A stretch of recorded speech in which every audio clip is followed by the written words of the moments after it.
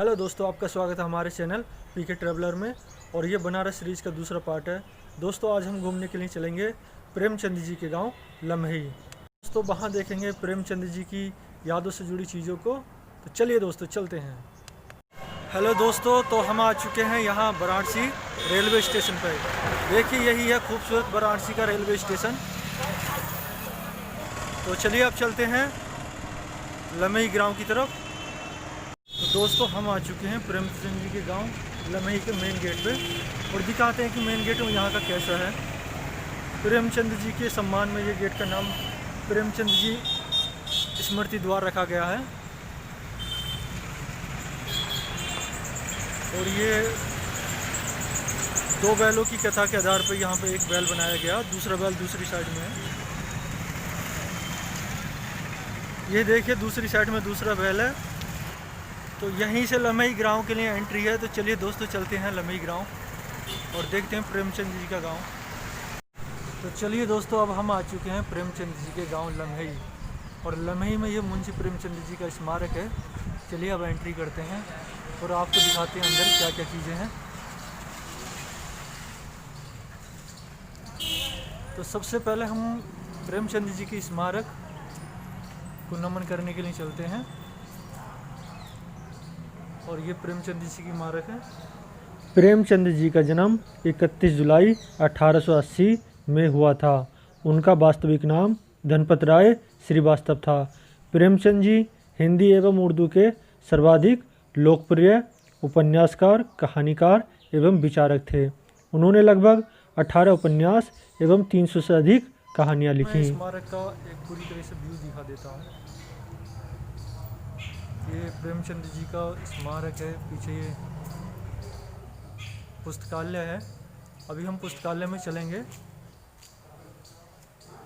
तो बड़ी खुशी हो रही है कि बचपन से जिनको पढ़ते आए हैं और आज उन्हीं के घर पे उन्हीं के गांव में हैं। और देखिए यहाँ के बारे में कुछ जानेंगे। प्रेमचंद जी की याद में ये बहुत सारी तस्वीरें लगी हुई हैं और उनकी कहानियों के माध्यम से देखिए हम समझने की कोशिश करेंगे। तो दोस्तों देखिए यहाँ पे ये प्रेमचंद जी की अंतिम यात्रा की तैयारी की तस्वीर है। और देखिए ये लिखा गया कि मनुष्य जीवन की सबसे बड़ी लालसा यही है कि वह कहानी बन जाए और उसकी कीर्ति हर एक जबान पर हो। दोस्तों जो उनकी कहानियाँ हैं उन्हीं के आधार पर ये तस्वीरें बनाई गई हैं जिससे कि वो कहानी चरित्र की जाए। जैसे ये देखिए ईदगाह पर आधारित ये तस्वीर है। और ये प्रेमचंद जी की कृतियाँ सोजे वतन। और देखिए इस पर लिखा हुआ है प्रेमचंद की पहली कहानी संग्रह जो अंग्रेजों द्वारा आग के हवाले कर दी गई थी 1909 में। देखिए तस्वीर दर्शाती है दो बैलों की कथा। ये प्रेमचंद जी की कहानी थी। जूरे के दो बैल।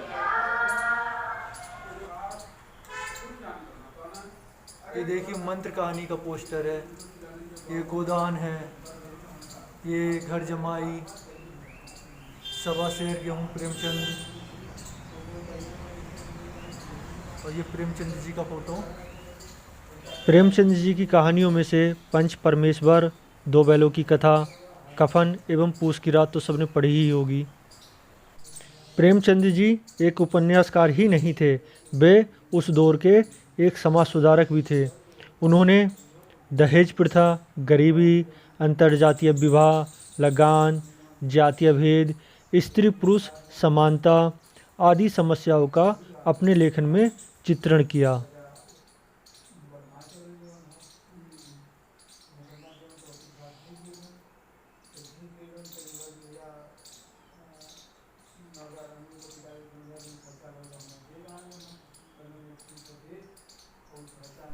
प्रेमचंद जी के साहित्य के रूप में अंतिम शब्द इस प्रकार हैं।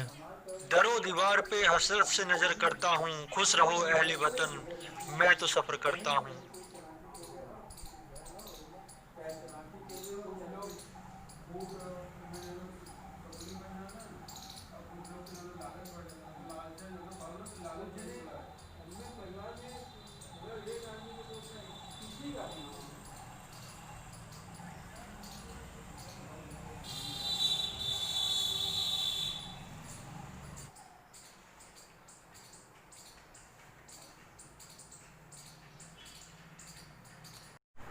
पुस्तकालय 2 कमरों में विभाजित है।